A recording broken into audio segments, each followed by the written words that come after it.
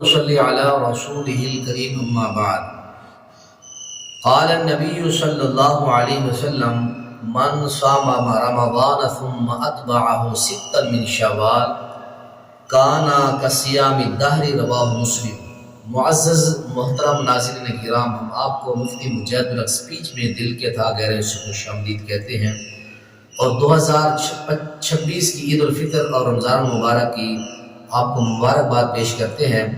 اللہ تعالیٰ نے ہمیں زندگی میں ایک بار پھر ماہ رمضان 2026 کے عطا فرمائے، اللہ اس کو قبول و منظور فرمائے۔ صحابہ کرام رضوان اللہ تعالیٰ علیہم اجمعین رمضان کے روزہ رکھنے کے بعد اللہ کا بے حد شکریہ ادا کرتے ہیں۔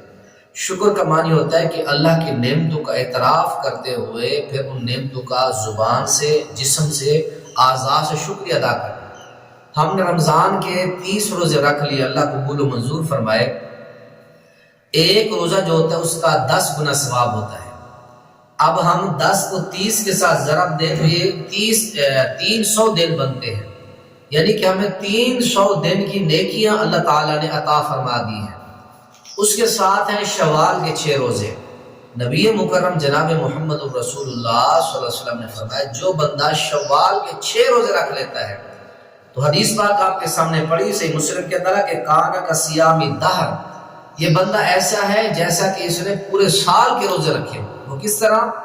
جب آپ رمضان کے 30 روزے رکھیں گے تو ایک کو 10 کے ساتھ ضرب دیں گے تو یہ بن جائیں گے 300 دن۔ 30 روزے رکھنے سے آپ کو 300 دنوں کی نیکی کا ثواب مل گیا۔ آگے 6 شوال کے روزے ہیں، آپ 6 کو 10 کے ساتھ ضرب دیں تو یہ بن جاتے ہیں 60۔ اس طرح 6 روزے رکھنے سے آپ کو 60 دنوں کا ثواب مل جائے گا۔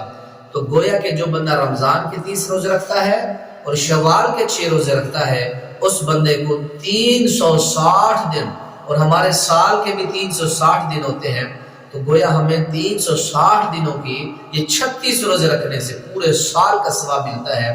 اللہ ان شوال کے روزوں کا اہتمام کرنے کی توفیق عنایت فرمائے۔